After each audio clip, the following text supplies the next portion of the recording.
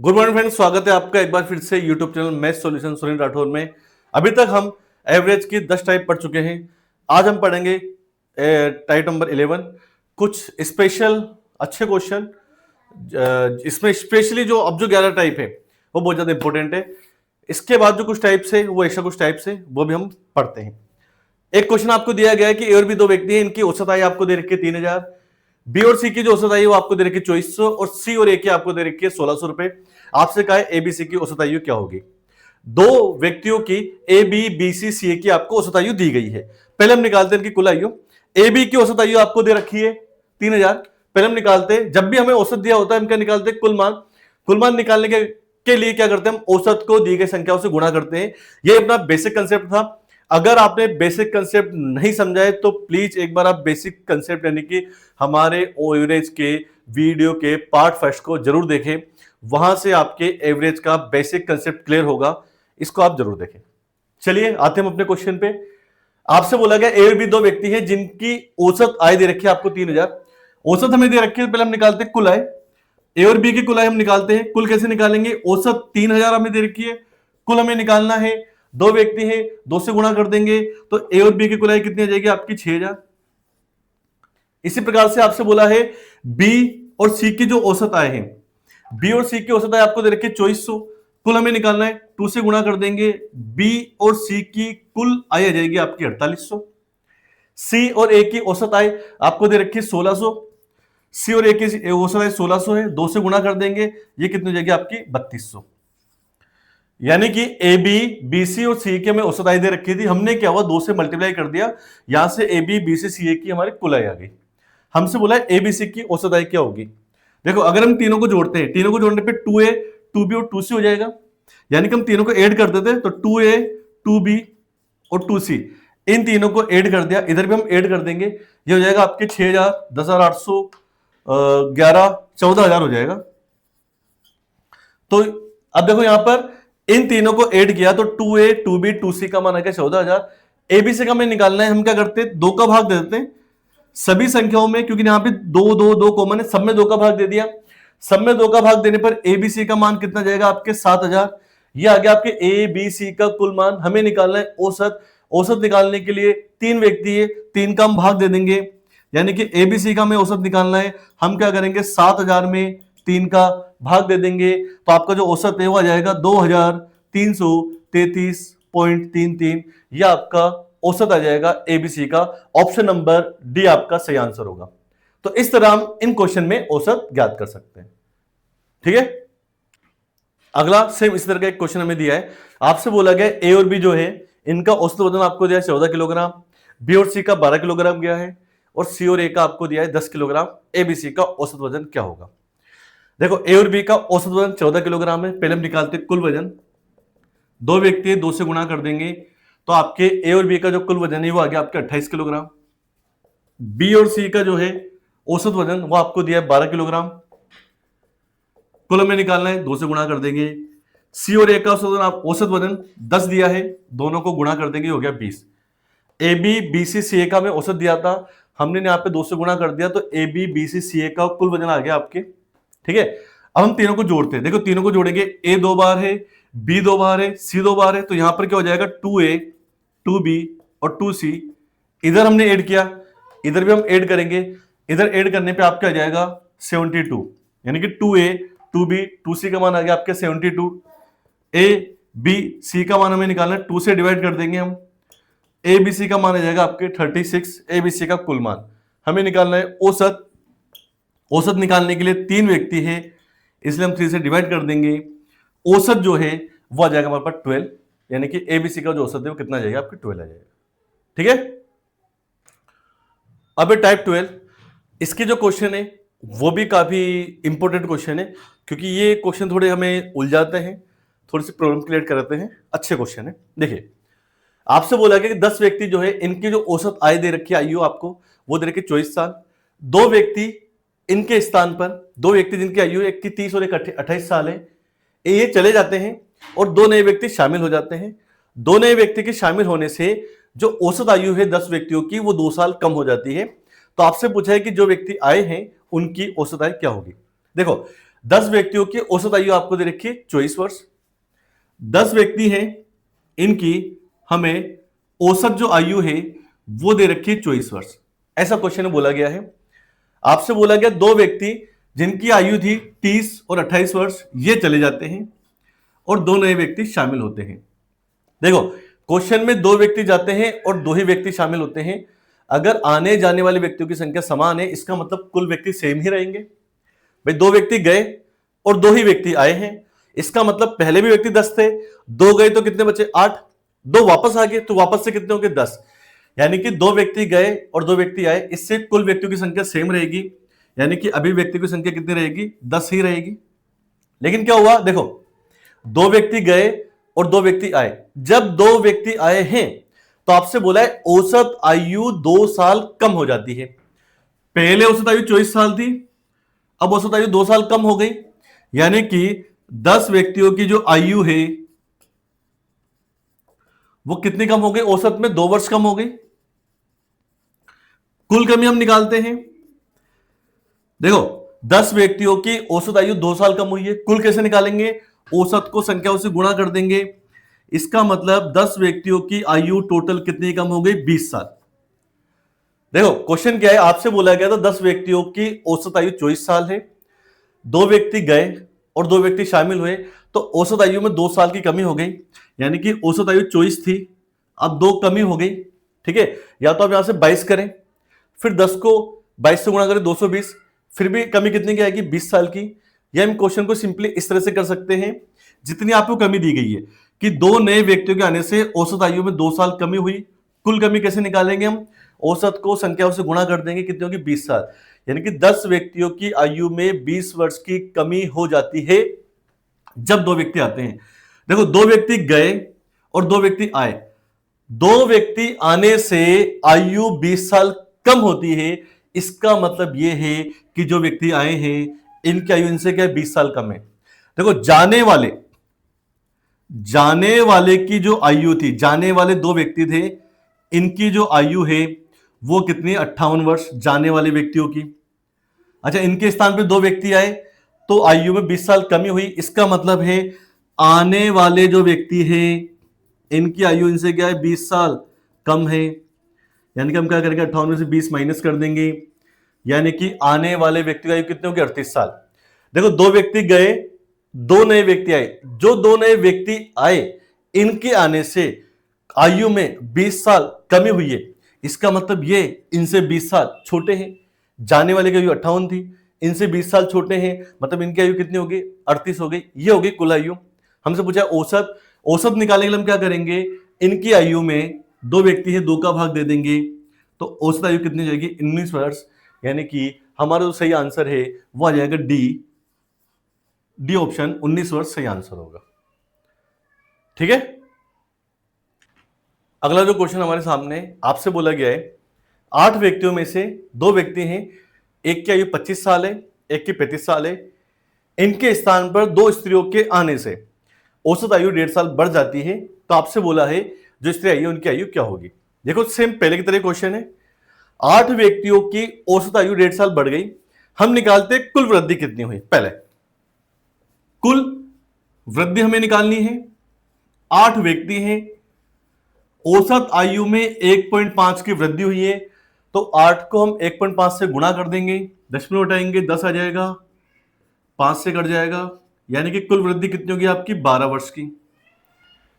देखो 8 व्यक्तियों की औसत आयु में 1.5 वर्ष की वृद्धि हुई है, कुल निकालना है, औसत को संख्याओं से गुणा कर देंगे, यानी कि 8 व्यक्तियों की आयु 12 साल बढ़ गई। कब बढ़ी, जब 2 व्यक्ति, एक की आयु 25 वर्ष, एक की 35 वर्ष थी, ये चले गए और उनके स्थान पर 2 लेडीज शामिल हो गई। तो आपसे बोला है कि महिलाओं की औसत आयु क्या होगी। देखो 2 महिलाओं के आने से आयु में 12 साल की वृद्धि हुई। जाने वाले व्यक्ति की आयु 60 वर्ष थी, स्त्रियों के आने से आयु 12 साल बढ़ी। इसका मतलब है स्त्रियों की जो आयु है वो जाने वालों से क्या होगी, 12 साल अधिक होगी, तभी कुल आयु 12 साल की वृद्धि हुई। टोटल आयु 12 साल बढ़ी, टोटल आयु 12 साल तभी बढ़ी होगी जब आने वाली महिलाओं की आयु जाने वालों से ज्यादा होगी। जाने वालों की 60 थी, महिलाओं के आने से 12 साल बढ़ गया, यानी कि महिलाओं की आयु कितनी होगी, 72 होगी। हमसे पूछा है औसत। औसत निकालने के लिए हम दो महिलाएं हैं, 2 का भाग दे देंगे, यानी कि औसत आयु हो जाएगी 36 वर्ष। यह आपका सही आंसर होगा। ठीक है, अब हम करेंगे क्रमागत संख्याओं से संबंधित क्वेश्चन। पहले तो क्रमागत संख्या क्या होती है? देखो, क्रम से आने वाली संख्याओं को बोलते हैं क्रमागत संख्या, जैसे 1 2 3 4 5, या 1। जैसे क्रमागत विषम संख्याओं की बात करें तो ऐसी संख्याएं, ऐसी विषम संख्याएं जिनके मध्य डिफरेंस सेम होता है, जैसे 1 के बाद 3 आ गया, 3 के बाद 5 आ गया, 5 के बाद 7 आ गया, 7 के बाद 9 आ गया, 9 के बाद 11 आ गया।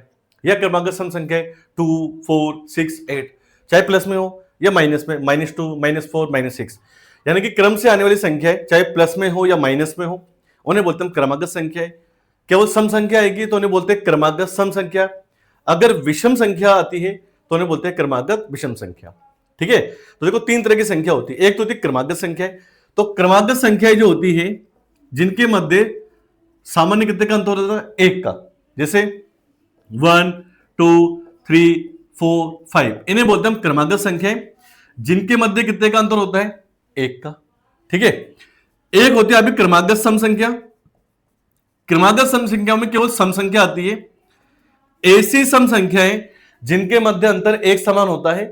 जनरली सम संख्याओं में कितने का अंतर होता है? 2 का, जैसे 2 के बाद क्या होगी? 4 6 8 10, इन्हें बोलते हैं हम क्रमागत सम संख्या।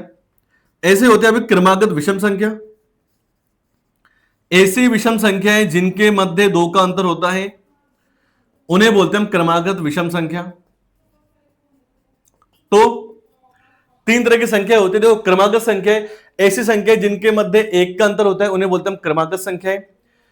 ऐसी सम संख्या जिनके मध्य 2 का अंतर होता है उन्हें क्रमागत सम संख्याएं। और ऐसी विषम संख्या जिनके मध्य 2 का अंतर होता है उन्हें बोलते हैं हम क्रमागत विषम संख्या। तो 3 तरह की संख्या होती है। तो ध्यान क्या रखना है? क्रमागत संख्याओं में 1 का, जबकि क्रमागत सम और क्रमागत विषम संख्याओं में 2 का अंतर होता है। पहले तो आपको यह ध्यान रखना है। ठीक है, अब देखो क्रमागत वाले क्वेश्चन में क्या होता है कि जैसे कोई क्वेश्चन आपको दे दिया कि 5 क्रमागत संख्याओं का औसत 20 है, सबसे छोटी संख्या क्या होगी, या सबसे बड़ी संख्या क्या होगी, या दूसरी सबसे छोटी या दूसरे सबसे बड़ी संख्या क्या होगी। इस तरह के क्वेश्चन अपने एग्जाम में आते हैं। तो देखिए कैसे करते हैं।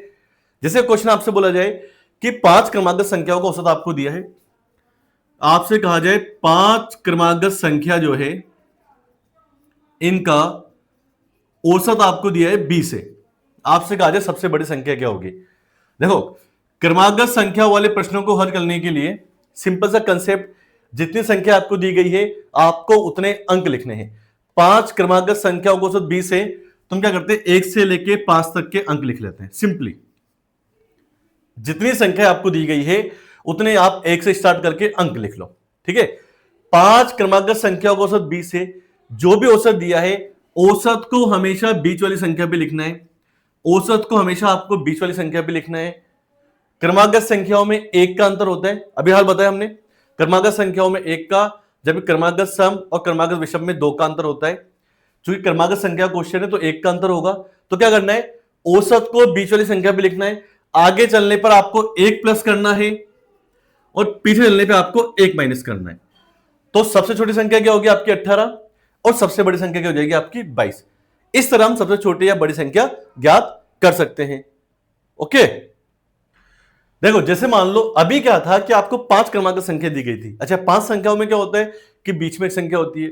मान लो आपको 6 संख्या दे दे, 8 दे दे, अगर आपको संख्या सम में दी है 6 या 8, तो आपके बीच में 2 संख्याएं होती है। तो हम औसत को क्या होता है दोनों संख्याओं के बीच में लिखते हैं। जैसे आपसे बोला जाए 6 क्रमागत संख्याओं का औसत 14 है, तो हम क्या करेंगे 1 से लेकर 6 तक की संख्या लिखेंगे इस तरह से। अच्छा, 6 संख्या का औसत कितना है 14 है, औसत को हम क्या करेंगे हमेशा बीच वाली संख्या पे लिखेंगे। अब देखो चूंकि 6 संख्याएं तो औसत को इन दोनों के बीच में लिखेंगे, 2 संख्याओं के बीच में लिखेंगे हम औसत को यहां पे। अगर 5 संख्या होती तो औसत 3 पे आ जाता, 7 होती 4 पे आ जाता, लेकिन संख्या 6 है। अब औसत क्या होता है इनके बीच में लिखना है, तो 6 के बीच में कहां आएगा 3 और 4 के बीच में, तो औसत को हमने यहां लिख दिया। ठीक है, पहली चीज आपको ध्यान रखनी है। अच्छा, क्रमागत संख्याओं में अंतर कितने का होता है 1 का होता है।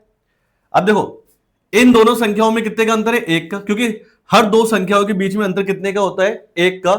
क्रमागत संख्याओं में 1 का अंतर होता है। अच्छा हम कहां हैं, दो संख्याओं के बीच में, यहां चलेंगे तो क्या करेंगे, हम आधा ही जोड़ेंगे और इधर चलेंगे तो हम आधा ही माइनस करेंगे। देखो क्या किया हमने, हमसे बोला गया था 6 क्रमागत संख्याओं का औसत 14 है। औसत को हमेशा दो संख्याएं अगर सम है तो उनके बीच में लिखा जाता है। चूंकि दो संख्याओं के बीच में एक का अंतर होता है, लेकिन हम बिल्कुल बीच में हैं। जैसे मान लो ए और बी दो बिंदु हैं, इन दो बिंदुओं के यहां देखते हैं हम ए और बी दो बिंदु हैं, ठीक है ना। अब दो बिंदु जो ए और बी है इनके मध्य की दूरी 1 किलोमीटर है, एक व्यक्ति बीच में है, इसे चाहे ए पे जाना हो या बी पे, चलना कितना पड़ेगा, आधा किलोमीटर, क्योंकि कहां पर है, बीच में है। सेम ऐसे ही औसत कहां पर है, 14, दो संख्याओं के बीच में है, दोनों के मध्य एक का अंतर है, तो आगे चलने पर आधा जोड़ेंगे और पीछे चलने पर आधा ही घटाएंगे। तो ये कौन सी संख्या आ गई आपकी, तीसरी, ये कौन सी आ गई आपकी, चौथी। अच्छा आगे चलना है, अब देखो एक संख्या से दूसरी पे जाना है तो एक का अंतर होता है, तो हम एक ही प्लस करेंगे, इधर भी कितना करेंगे, एक। पीछे चलना है तो एक माइनस करेंगे, इधर हम कितना माइनस करेंगे, एक। सबसे छोटी संख्या क्या होगी आपकी 11.5 और सबसे बड़ी संख्या क्या होगी आपकी 16.5। तो अगर आपको संख्या सम दे रखी 6, 8, 10, तब भी आप इस तरह से बीच में लिख के औसत ज्ञात कर सकते हैं। तो सबसे छोटी संख्या और सबसे बड़ी संख्या का मान हमने निकाल लिया, ठीक है। अब हम कुछ क्वेश्चन के माध्यम से इसे कंसेप्ट को और भी समझने की कोशिश करते हैं। जैसे एक क्वेश्चन देखते हैं, जैसे एक क्वेश्चन हमारे सामने दिया गया है, 5 क्रमांक संख्याएं हैं जिनका औसत आपको दिया है 9, सबसे छोटी संख्या क्या होगी। देखो 5 क्रमांक संख्या में दे रखी है तो हम 1 से लेकर 5 तक के अंक लिखते हैं, 1, 2, 3, 4 और 5, 5 क्रमांक संख्या है, इनका हमें औसत दिया है 9। औसत को हमेशा बीच वाली संख्या पे लिखते हैं, ठीक है, औसत को हमेशा बीच वाली संख्या पे लिखते हैं। क्वेश्चन क्रमागत संख्याओं के हैं, क्रमागत संख्याओं में एक का अंतर होता है, तो आगे चलने पर एक प्लस करेंगे और पीछे चलने पर एक माइनस करेंगे। हमसे बोला गया सबसे छोटी संख्या क्या होगी, तो सबसे छोटी संख्या का मान कितना हो जाएगा आपके 7, 7 आपका सही आंसर हो जाएगा। तो इस तरह हम सिंपली सबसे छोटी या सबसे बड़ी कोई भी संख्या ज्ञात कर सकते हैं, ठीक है ना। जैसे अगला क्वेश्चन है, आपसे बोला है 8 क्रमागत संख्याओं का औसत 12 है, 8 संख्या दे रखी है, हम 1 से लेकर 8 तक के अंक लिखते हैं, 1, 2, 3, 4, 5, 6, 7, 8। 8 क्रमागत संख्याओं का औसत हमें दिया है 12, 1 से लेकर 8 तक के हमने अंक लिखे। औसत को हमेशा बीच में लिखेंगे, चूंकि संख्या 8 है तो औसत किन्हीं दो संख्याओं के बीच में आएगा, औसत हमारा यहां आ गया, ठीक है ना। अच्छा क्रमागत संख्याओं में अंतर कितने का होता है आपको पता है, 1 का होता है, चूंकि हम बीच में हैं आगे चलने पर आधा जोड़ेंगे और आधा ही माइनस करेंगे। तो आगे चलना है तो 12.5, इधर चलना है तो 11.5, आधा प्लस करेंगे और आधा ही माइनस करेंगे। हमसे पूछा है सबसे बड़ी सबसे छोटी संख्या का योग क्या होगा। अब देखो सबसे बड़ी संख्या निकालनी, आगे चलेंगे 13.5, ये 14.5, सबसे बड़ी संख्या क्या हो जाएगी हमारी 15.5, ये हो जाएगी सबसे बड़ी संख्या। सबसे छोटी संख्या निकालनी है, माइनस करेंगे 10.5, 9.5, सबसे छोटी संख्या क्या हो जाएगी हमारी 8.5, यह आगे सबसे छोटी, यह आगे सबसे बड़ी। योग पूछा है, सबसे छोटी और सबसे बड़ी का योगफल पूछा है, दोनों को हम जोड़ देंगे, 15 और 8 23 और 0.5 एक हो जाएगा, यानी कि हो जाएगा 24, यानी कि आपकी इनकी योगफल का मान कितना आ जाएगा 24 आ जाएगा, ठीक है। तो अगर आपको इस तरह का क्वेश्चन कभी मिले तो आप इस तरह से औसत को बीच में लिख के छोटी या बड़ी संख्या का मान ज्ञात कर सकते हैं। कुछ और क्वेश्चन हम देखते हैं। अभी हमने जो दो क्वेश्चन किए थे वो थे हमारे क्रमागत संख्याओं के, अब हम करते हैं क्रमागत सम या क्रमागत विषम का। देखो क्रमागत संख्याओं में एक का अंतर होता है, जबकि क्रमागत सम या क्रमागत विषम संख्याओं में 2 का अंतर होता है, ठीक है। तो बस यहां पे हमें क्या करना है, संख्याओं में 2 का अंतर करना है, आगे चलने पर 2 प्लस करना है और पीछे चलने पर आपको 2 माइनस करना है, बस ये करना है आपको। अच्छा और औसत को हमेशा कहां लिखना है, आपको बीच में लिखना है। देखिए जैसे एक क्वेश्चन हम देखते हैं, आपसे बोला गया 6 क्रमागत विषम संख्याएं हैं, इनका औसत आपको दिया है 24, सबसे छोटी और सबसे बड़ी का गुणनफल क्या होगा। 6 क्रमागत विषम संख्याएं हैं, सबसे पहले हम 1 से लेकर 6 तक के अंक लिखेंगे, 1, 2, 3, 4, 5 और 6। 6 क्रमागत संख्याओं का औसत हमें दिया है 24, 1 से लेकर 6 तक के अंक लिखेंगे। चूंकि संख्या इस समय तो औसत कहां आएगा 3 और 4 के बीच में, औसत का मान कितना है 24 से, ठीक है। अच्छा कंसेप्ट क्या है, देखो क्रमागत सम या विषम में 2 का अंतर होता है, चूंकि हम बीच में हैं तो आगे चलने पर 1 प्लस करेंगे और पीछे चलने पर 1 ही माइनस करेंगे। क्यों, क्योंकि दोनों के बीच में कितने का अंतर होता है, 2 का। देखो क्रमागत संख्याओं में 1 का अंतर होता था, इसलिए आधा प्लस किया था, आधा ही माइनस किया था। यहां दो का अंतर होता है सम और विषम में, इसलिए एक प्लस करेंगे और एक ही माइनस करेंगे। 24 से एक प्लस करेंगे तो संख्या कितनी हो जाएगी आपकी 25। 24 से एक माइनस करेंगे संख्या कितनी हो जाएगी आपकी 23 हो जाएगी। अच्छा, जैसे आप प्लस माइनस करोगे आप चेक भी कर सकते हो। क्वेश्चन क्या था, क्रमागत विषम का। क्या ये संख्या विषम है क्या? हाँ। क्या इनमें दो का अंतर है? बिल्कुल। इसका मतलब हमने जो संख्या लिखी है वो सही है, क्योंकि क्वेश्चन क्या था, क्रमागत विषम का, और संख्या विषम आ रही है और अंतर भी दो का आ रहा है। अगली संख्या निकालनी, दो प्लस कर देंगे, फिर अगली संख्या निकालनी, फिर दो प्लस कर देंगे। पीछे चलना है, चूंकि हमें छोटी संख्या निकालनी, दो माइनस करेंगे, इधर भी दो माइनस करेंगे। क्रमागत सम क्रमागत विषम में दो का अंतर होता है, इसलिए आगे चलने पे दो प्लस करना है और दो ही माइनस करना है। अगर हम संख्याओं के बीच में है तो संख्या पे जाने के लिए एक प्लस और एक माइनस करते हैं। अब हमसे बोला है सबसे छोटी और सबसे बड़ी के गुणनफल का मान क्या होगा। हमें गुणनफल निकालना है सबसे छोटी संख्या और सबसे बड़ी संख्या का। सबसे छोटी संख्या 19 है और सबसे बड़ी संख्या 29 है, इनका हमें निकालना है गुणनफल का मान क्या होगा। देखो 29 को हम मल्टीप्लाई करेंगे 20 से करेंगे, 580 होता है, उसमें से हम 90 माइनस कर देंगे, यानी कि आपका आ जाएगा 551, 551 आपका आंसर आ जाएगा। 29 को 20 से करते हैं तो आपके 500 से आता है, उसमें 29 माइनस कर दिया, यानी कि आपका ऑप्शन डी सही आंसर होगा। ठीक है, अगला एक और क्वेश्चन है, इसको हम देखते हैं। आपसे बोला गया है 10 क्रमागत सम संख्याओं का औसत आपको दिया है 19 से, दूसरी सबसे छोटी संख्या और सबसे बड़ी संख्या के गुणनफल का मान क्या होगा। देखो 10 क्रमागत संख्या दे रखी है तो हम 1 से लेकर 10 तक के अंक लिखेंगे, यानी कि 1 2 3 4 5 6 7 और 8 9 10। 8 इधर लिख लेते हम, 9 10। ठीक है, अच्छा या इसको मिटा के इधर लिख लेते हैं। देखो आपसे बोला गया 10 क्रमागत संख्या है, क्रमागत सम या विषम हो, जितने अंक बोले गए हैं आपको 1 से लेके उतने ही अंक लिखने हैं। 10 क्रमागत संख्याएं बोली थी सम, 1 से लेकर 10 तक के अंक लिखे।